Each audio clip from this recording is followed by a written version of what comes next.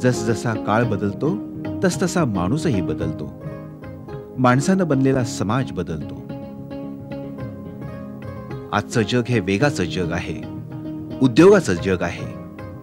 आणि जो देश उद्योग व्यवसायात आघाडीवर असेल तोच स्वयंपूर्ण असेल, सामर्थ्यवान असेल. हे सत्य सर्व जगाबरोबरच भारतानं सुद्धा मान्य केलेलं आहे.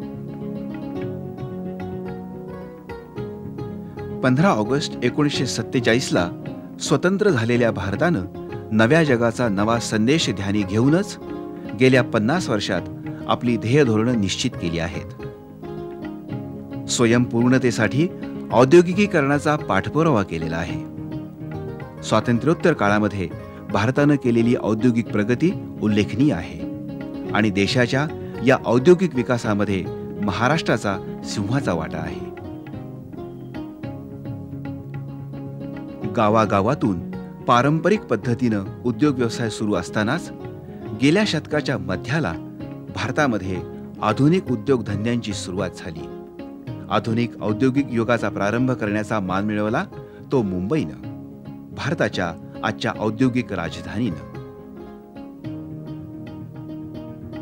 कावसजी नानाभाई दावर या महत्वाकांक्षी गृहस्थांनी काळाची गरज ओळखून मुंबईत पहिली कापड गिरणी सुरू केली आणि भारतानं उद्योगाच्या क्षेत्रामध्ये पहिलं पाऊल टाकलं. ते साल होतं इसवी सन 1854. कावसजींच्या कापड गिरणीनं भारतीयांना नव्या जगात शिरण्याचं आमंत्रण दिलं. मंदी वृद्धीला तोंड देत महाराष्ट्रातील कापड गिरण्यांची संख्या वाढतच होती. इसवी सन 1872 साली मुंबई प्रांतात 18 कापड गिरण्या होत्या. पुढील 6 वर्षात त्यांची संख्या 42 पर्यंत गेली, तर 20व्या शतकाच्या सुरुवातीला ती संख्या आणखी वाढत गेली.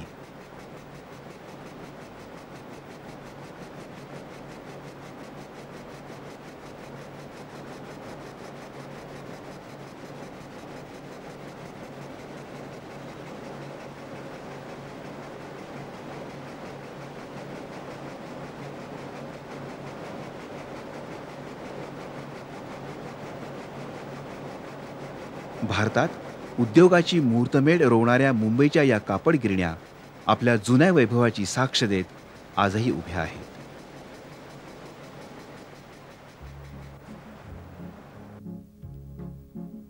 पहिल्या महायुद्धानंतरच्या 20 वर्षांमध्ये कापड गिरण्यांच्या बरोबरीनंच अभियांत्रिकी उद्योगधंदे,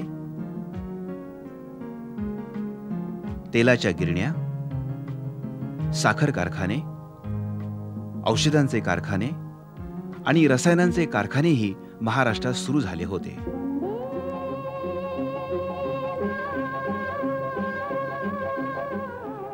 स्वातंत्र्य प्राप्तीच्या आंदोलनाच्या निमित्तानं भारतभर स्वदेशीच्या चळवळीनं जोर धरला. प्रत्येक चळवळीत आघाडीवर असलेल्या महाराष्ट्रात असहकारितेच्या आंदोलनात अनेक उद्योगधंदे सुरू झाले. त्यात बँका होत्या, विमा कंपन्या होत्या, साखर कारखाने होते आणि चित्रपट निर्माण करणाऱ्या संस्थाही होत्या. स्वातंत्र्य मिळेपर्यंत महाराष्ट्रात अनेक ठिकाणी वेगवेगळे उद्योगधंदे सुरू झाले होते. स्वातंत्र्यानंतर महाराष्ट्राच्या स्थापनेपर्यंत महाराष्ट्राच्या मुंबई, पुणे, सोलापूर, कोल्हापूर आदी शहरात उद्योगधंदे अतिशय वेगानं वाढत गेले. महाराष्ट्राच्या औद्योगिक प्रगतीला अनेक उद्योजकांनी हातभार लावलेला आहे. स्वातंत्र्यपूर्व काळापासून अनेक उद्योग समूहांनी महाराष्ट्रातील औद्योगिक विकासाला निश्चित दिशा दिली.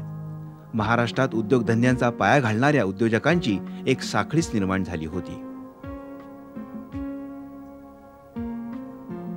किर्लोस्कर समूहाच्या लक्ष्मणराव किर्लोस्करांनी 1910 मध्येच किर्लोस्कर ब्रदर्स मधून अभियांत्रिकी उपक्रमांना सुरुवात केली होती. त्या पाठोपाठ 1931 साली दादासाहेब दांडेकर यांनी दांडेकर आणि कंपनीची स्थापना केली होती. त्याच वर्षी काकासाहेब दांडेकर यांनी महाराष्ट्रामध्ये सर्वप्रथम शाई बनवण्याच्या उद्योगाला प्रारंभ केला. आबासाहेब गरवारे यांनी 1933 सालीच मोटारी दुरुस्त करणाऱ्या डेक्कन मोटर एजन्सीची स्थापना केली होती. शेठ वालचंद हिराचंद यांनी 1935 साली आपल्या औद्योगिक कार्याला सुरुवात केली. गेल्या शतकाच्या अखेरीलाच आर्देशीर गोदरेज यांनी कुलप बनवण्याला प्रारंभ केला होता. जमशेदजी टाटा यांच्या टाटा उद्योग समूहानं तर महाराष्ट्रात औद्योगिक क्रांती सुरू केली. भारत हे शेतीप्रधान राज्य असल्यामुळे अर्थातच शेतमालावर आधारित उद्योग महाराष्ट्रात मोठ्या प्रमाणावर सुरू झाले. कापूस हे महाराष्ट्रातलं एक महत्त्वाचं पीक. सुती कापडाचा उद्योग हा महाराष्ट्रातला सर्वात मोठा उद्योग समजला जातो. मुंबईला तर कापडाचं कोठारच म्हटलं जात असे. अगदी 10-15 वर्षापर्यंत एकट्या मुंबई शहरातून भारतात होणाऱ्या एकंदर कापड आणि सूत निर्मितीपैकी 20% सूत आणि 36% कापड निर्माण केलं जात असे. गेल्या काही वर्षात मुंबईच्या कापड गिरण्यातील कापड निर्मितीचं काम मंदावलेलं आहे. मात्र इचलकरंजी, भिवंडी, सोलापूर आदी भागात आजही कापड निर्मितीचा उद्योग मोठ्या प्रमाणावर चालतो. या उद्योगानं महाराष्ट्राच्या ग्रामीण भागातल्या असंख्य कामगारांना रोजगार उपलब्ध करून दिला आहे. पाण्याच्या कमतरतेमुळे महाराष्ट्रामध्ये साखर उद्योगाला फार उशिरा सुरुवात झाली. पण पाण्याची व्यवस्था झाल्यानंतर मात्र ऊसाचं उत्पादन अनेक पटींनी वाढलं आणि त्याबरोबरच साखर कारखान्यांची संख्या सुद्धा वाढली. सुरुवातीला काही उद्योजकांनी खाजगी साखर कारखाने काढले.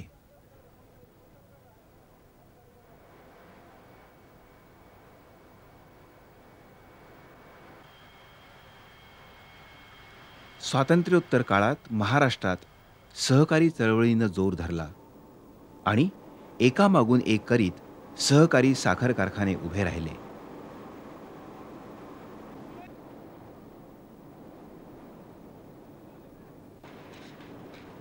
आज साखर उत्पादनात महाराष्ट्राचा भारतात पहिला क्रमांक लागतो.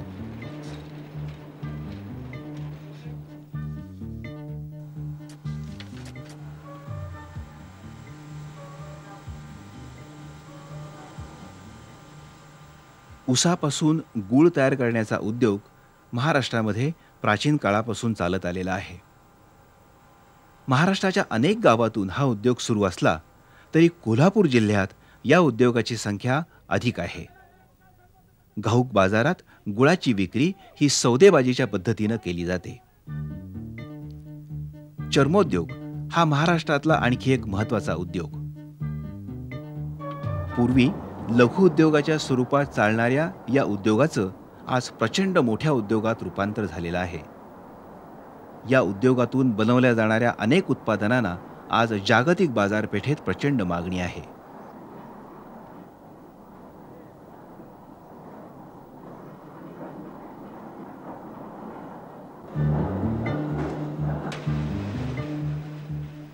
खाद्यतेलाचं उत्पादन हा महाराष्ट्रातला आणखी एक पारंपरिक उद्योग. पूर्वी बैलाला घाण्याला जुंपून तेल निर्मिती होत असे. मात्र आज हा उद्योग पूर्णपणे स्वयंचलित झाला आहे. अभियांत्रिकी उद्योगधंद्यांमध्येही महाराष्ट्राचा देशात बराच वरचा क्रमांक लागतो. या शतकाच्या सुरुवातीला 1910 साली कोल्हापूर मिरज लोहमार्गावरील जुन्या कुंडल रोड स्टेशन जवळच लक्ष्मणराव किर्लोस्करांनी शेती अवजाराचा कारखाना सुरू केला आणि हळूहळू त्या भागाचं चित्रच बदलून गेलं. किर्लोस्करवाडीपासूनच महाराष्ट्रातील अभियांत्रिकी उद्योगधंद्यांना प्रारंभ झाला.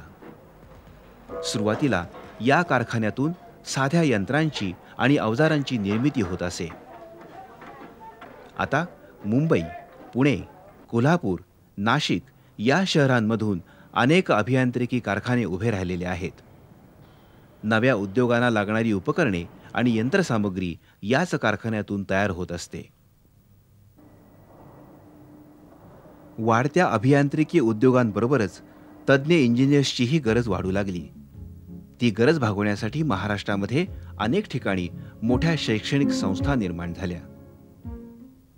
शिक्षण क्षेत्र, इंजिनिअरिंग कॉलेज, उद्योगाला सगळे इंजिनियर्स वगैरे लागतात.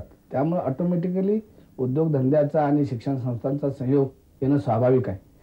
याच्यापेक्षाही ज्यावेळेला मी पुणे विद्यापीठाच्या एक्झिक्युटिव्ह काउन्सिलचा मेंबर होतो आणि देवदत्त दाभोळकर व्हाईस चान्सलर होते, त्यावेळेला आम्ही जाणीवपूर्वक हा प्रयत्न केला होता की शिक्षण आणि उद्योग यांचा सहयोग कुठेतरी घडला पाहिजे आणि त्यांना लागणारी कुठली माणसं लागणार आहेत ती माणसं विद्यापीठाने तसे अभ्यासक्रम तयार केले पाहिजेत आणि त्या पद्धतीने माणसं तयार केली पाहिजे आणि या शिक्षणासाठी उद्योगधंद्यांनी मदत केली पाहिजे.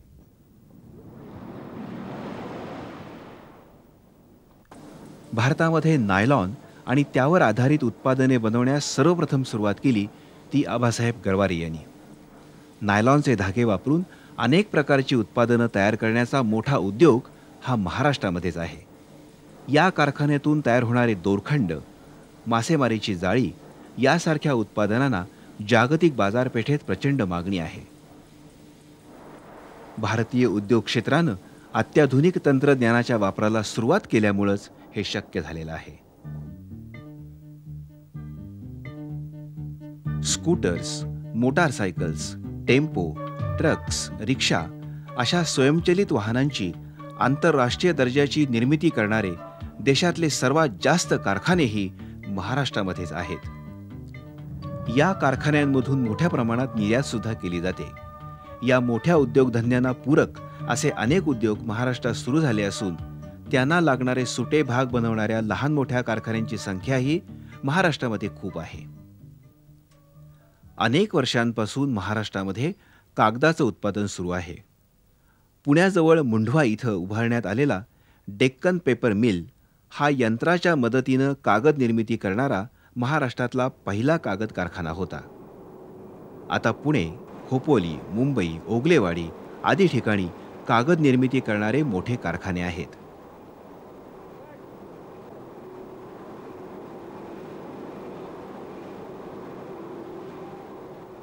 याप्रमाणेच हातकागद, फिल्टर पेपर तयार करणारे कारखानेही महाराष्ट्रामध्ये आहेत.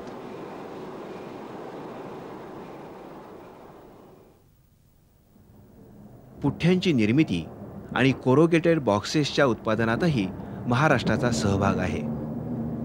नाजूक वस्तूंच्या पॅकेजिंगसाठी कोरोगेटेड बॉक्सेसचा प्रामुख्यानं वापर केला जातो. महाराष्ट्रात काचेचं उत्पादन 1910 साली स्थापन झालेल्या पैसा फंड काच कारखान्याद्वारे सुरू झालं. लोकमान्य टिळक यांचं प्रोत्साहन आणि निस्वार्थीपणे काम करणारे अंताजीपंत काळे आणि त्यांचे हजारो स्वयंसेवक यांनी लोकांकडून पैसा गोळा करून महाराष्ट्रात काच कारखान्याला सुरुवात केली. भारतातल्या प्रत्येक माणसाकडून जर एक एक पैसा गोळा केला तर जमा होणाऱ्या पैशातून अनेक उद्योगधंदे सुरू करता येतील ही पैसा फंडाची मूळ कल्पना होती. त्यानंतर ओगले ग्लास वर्क्स आणि बॉम्बे ग्लास वर्क्स असे अनेक कारखाने आकाराला आले.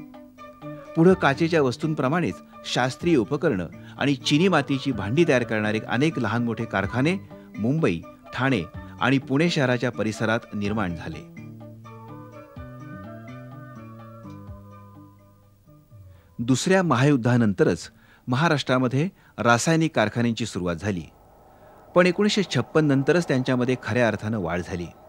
निरनिराळे dies, pigments, heavy chemicals, fine chemicals आदी रसायनं या कारखान्यातून बनवण्यात येऊ लागली. 1965 नंतर मात्र या उद्योगाची झपाट्यानं वाढ झाली. महाराष्ट्रात केमिकल इंडस्ट्रीची वाढ साधारणतः 73-94 नंतर जास्त झाली.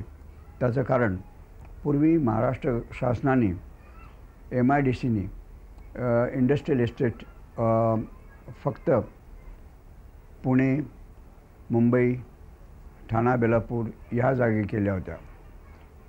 पण 70 नंतर त्यांनी रसायनीकरता केमिकल इंडस्ट्रीकरता रोह्याला MIDC इंडस्ट्रियल इस्टेट चालू केली. नंतर महाडला केलं चालू, नंतर लोटे परशुरामला केलं.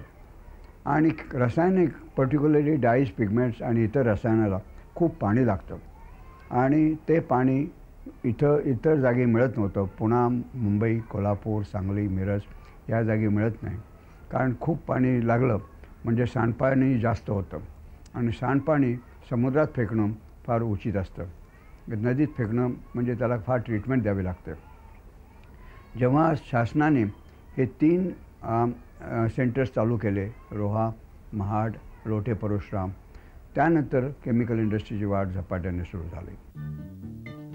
आज रासायनिक उद्योगात महाराष्ट्राचा भारतात दुसरा क्रमांक लागतो. अमेरिका, युरोप आणि इतर पाश्चात्य देशात अनेक रसायनं निर्यात केली जातात. मुंबईजवळ समुद्रात खनिज तेलाचे साठे सापडल्यामुळे मुंबई आणि महाराष्ट्रात पेट्रोकेमिकल्सचे अनेक कारखाने निर्माण झालेले आहेत. नत्रयुक्त खतांचे कारखाने मुंबई आणि अलिबाग जवळच्या थळ वायशेत भागात उभारलेले आहेत. पनवेलजवळ रसायनी इथं सेंद्रिय खतांचा मोठा कारखाना आहे. या दोन्ही उत्पादनांची महाराष्ट्रातून मोठ्या प्रमाणात निर्यात केली जाते.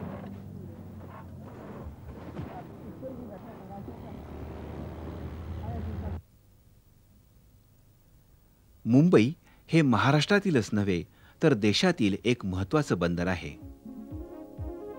या नैसर्गिक आणि आंतरराष्ट्रीय बंदरामध्ये 12ही महिने जगभरातल्या बोटींची वाहतूक सुरू असते. या बंदरात जहाज बांधणी करणारे कारखाने आहेत. जहाज बांधणी बरोबरच जहाज दुरुस्तीचा उद्योग देखील या बंदरात मोठ्या प्रमाणावर चालतो. जवाहरलाल नेहरू पोर्ट ट्रस्ट या बंदरातून जगभरामध्ये मालाची निर्यात केली जाते.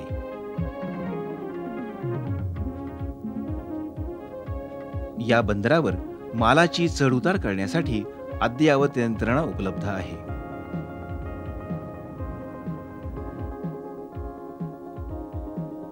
शेकडो किलोमीटर लांबीचा समुद्र किनारा लाभलेल्या महाराष्ट्राच्या किनारपट्टीवर मासेमारीचा व्यवसाय मोठ्या प्रमाणावर चालतो.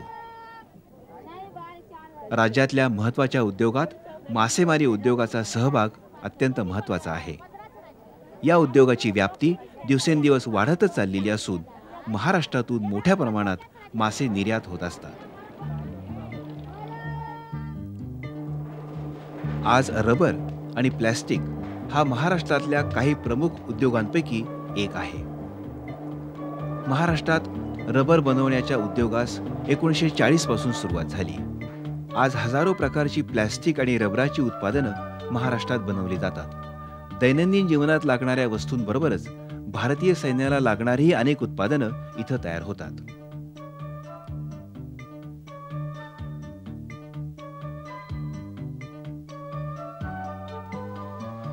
...1931 साली सुरू झालेल्या शाईच्या उत्पादनाबरोबरच महाराष्ट्रात शैक्षणिक साहित्य बनवण्याच्या उद्योगाला सुरुवात झाली. महाराष्ट्रात बनवले जाणारे शाई, रंग, पेन्सिल्स आणि इतर साहित्य भारतभर मान्यता पावलेलं आहे. शिक्षण आणि संस्कृती ह्याच्यामध्ये ह्या कंपनीचा फार मोठा वाटा आहे. कारण आमची सर्वच उत्पादनांना काय घडतं तर संस्कृतीची वृद्धी, संस्कृतीचं जतन आणि शिक्षणासाठी लागणारी सगळी साहित्य हे आम्ही बनवतो. कारण शिक्षण हा शेवटी आधार आहे. कुठल्याही कुठल्याही घटकाची जर आर्थिक उन्नती होणार असेल तर शिक्षण हे फार महत्त्वाचे आहे. आणि शिक्षणाला लागणारं साहित्य उपलब्ध होणं आणि ते योग्य दर्जाचं आणि योग्य किमतीचं मिळणं, तर महाराष्ट्रामध्ये हे फार मोठं काम आमच्या कंपनीने केलं असं मला वाटतं. शाळा आणि महाविद्यालयातल्या विद्यार्थ्यांच्या बरोबरच व्यावसायिक कलाकार सुद्धा या रंगांचा आणि साहित्याचा मोठ्या प्रमाणावर वापर करतात.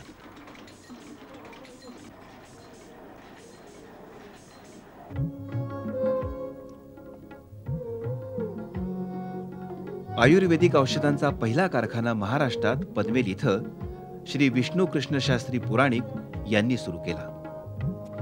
पनवेलच्या धूत पापेश्वर कारखान्यानंतर मुंबईमध्ये सांडू ब्रदर्स, झेंडू फार्मसी, पुण्यामध्ये आयुर्वेदिक रसशाळा, साताऱ्याला आयुर्वेदिक अर्कशाळा असे अनेक कारखाने महाराष्ट्रभर सुरू झाले. आयुर्वेदिक औषधांबरोबरच ॲलोपॅथी औषधांची निर्मिती करणारेही अनेक कारखाने महाराष्ट्रामध्ये आहेत. पुण्याजवळील हिंदुस्तान अँटीबायोटिक्स या सरकारी उद्योगानं भारताच्या वैद्यकीय प्रगतीमध्ये महत्त्वाची कामगिरी बजावलेली आहे.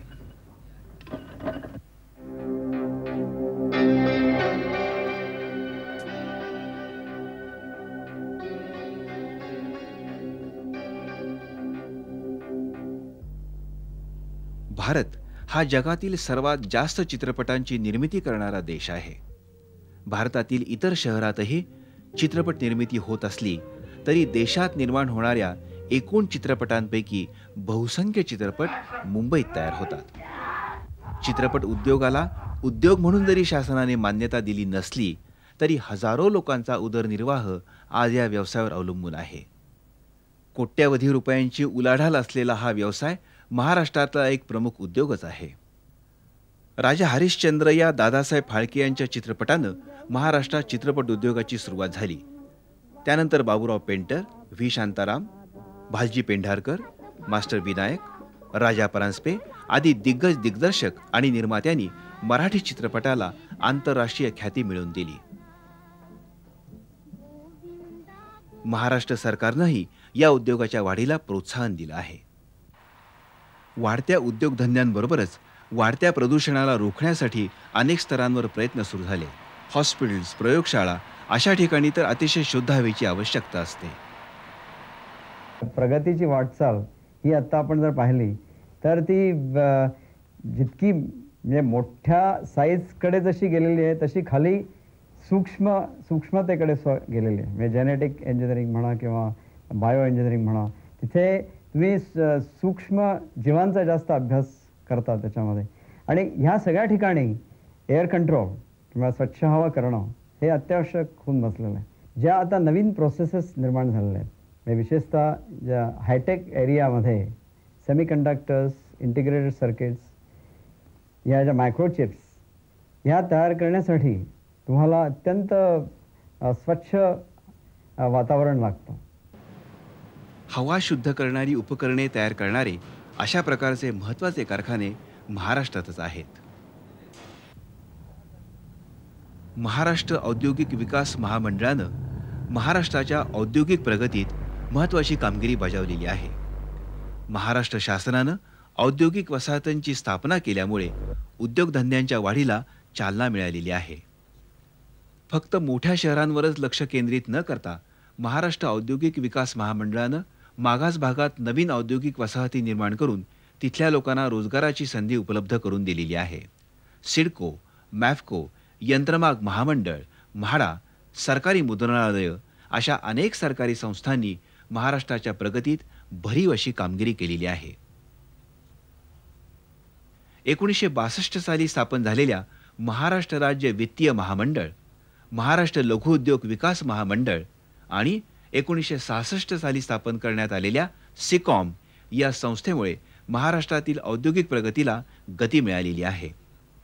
जिल्हा उद्योग केंद्र, खादी ग्रामोद्योग मंडळ, महिला आर्थिक विकास महामंडळ, विभागीय विकास मंडळे यांच्यामुळे महाराष्ट्राच्या उद्योगधंद्याची व्याप्ती वाढली आणि संख्याही वाढली.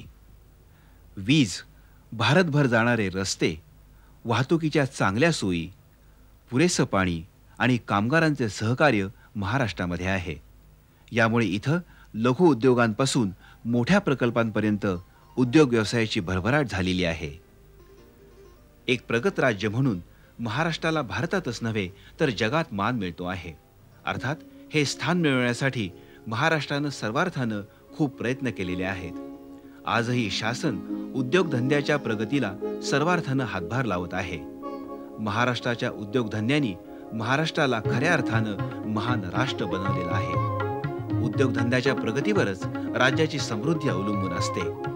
हे ओळखलेल्या महाराष्ट्र शासनानं उद्योगधंद्यांची वाढ होईल असंच धोरण आखलेलं आहे आणि त्यामुळेच संपूर्ण देशात महाराष्ट्रानं आपलं वेगळं असं स्थान निर्माण केलेलं आहे.